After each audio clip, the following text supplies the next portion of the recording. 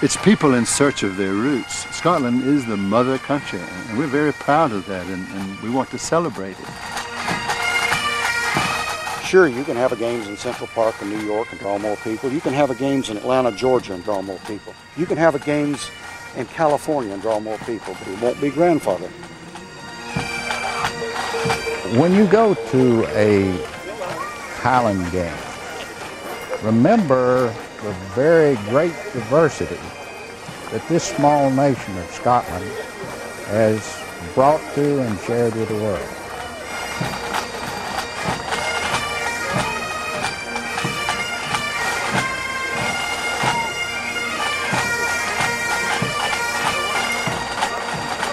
A mile high, the clans are gathering, here in America, to the tunes of Scotland.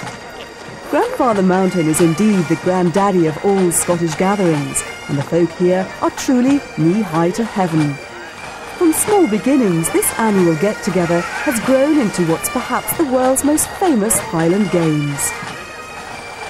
Up to 25,000 people can come together here to share the Celtic experience. For 4 days each July, this North Carolina meadow becomes a little part of Scotland.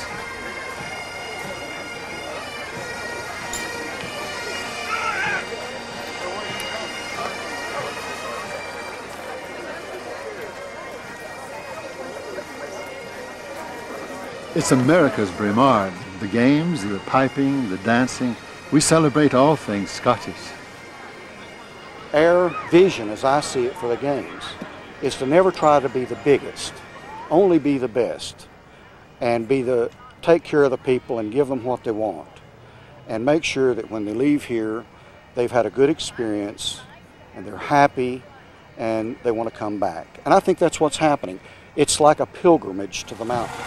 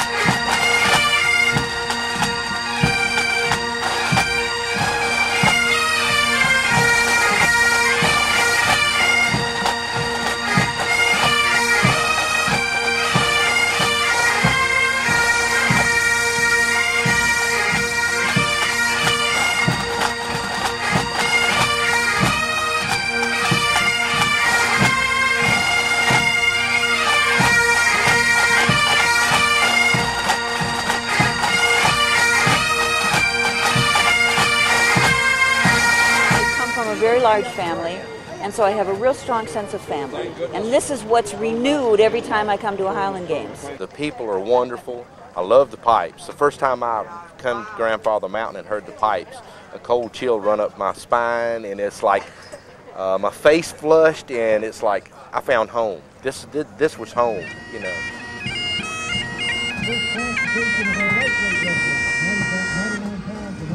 This is sort of the way we think it would have been a couple of hundred years ago in Scotland, when the chiefs would bring their clans together, and you would have the merchants, and you would have a fair, and you would have competitions between your warriors, and you would have entertainment. And that's what it is. It's sort of like stepping back in time and bringing back the past of a time gone by. The dominant culture in the what you call the southern half of the United States is the Celtic culture. That's the dominant culture. Now your dominant culture up north is Anglo-Saxon culture. And our music, our thought train, all we do is Celtic.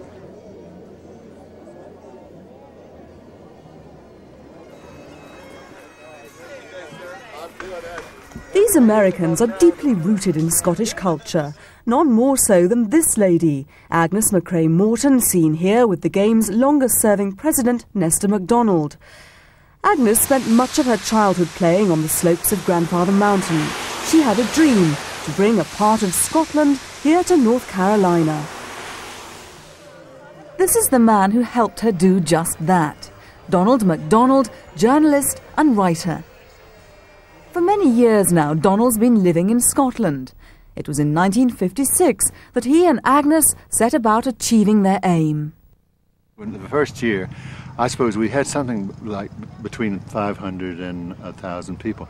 That might not seem like, it's quite a large amount when you think about it, something brand new, but that also shows the dedication and the interest that we had from the start. And really, if we had not made a success that first year, we're canny enough not to have wanted to do it again, not to lose out. So we did have quite a nice group to begin with.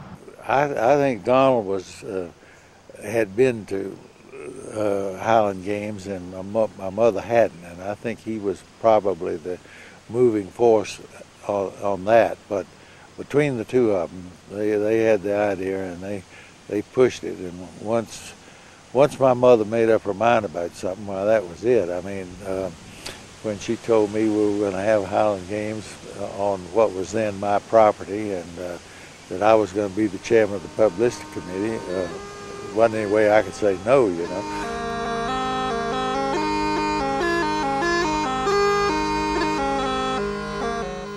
Once the hunting ground of Cherokee Indians, the sound of bagpipes now calls the faithful to a vast family fair.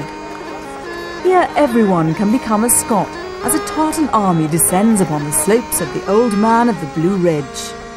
An army marches on its stomach, and this one comes well equipped to enjoy a skirling, whirling, twirling time for all. Nowadays we have Scots coming over themselves who think that this particular location gives it the sort of grandeur that some of the games in Scotland do not have. I mean, I've been to games which take place in athletic fields, and with tracks and so forth. Not at all with the sylvan beauty that we have here at McRae Meadows.